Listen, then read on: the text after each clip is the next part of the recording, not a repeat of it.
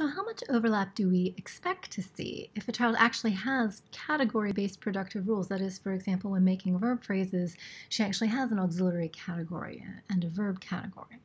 For example, should we expect to see every verb to combine with every auxiliary? Like, should we see all of them in her productions?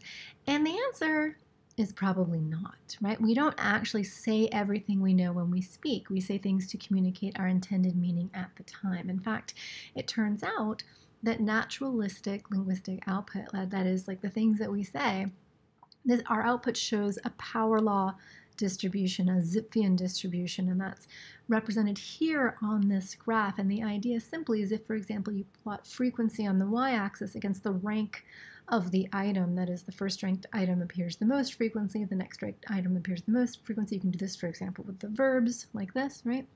If you do this, it turns out that a few things are said very frequently, right? But most things are said very infrequently.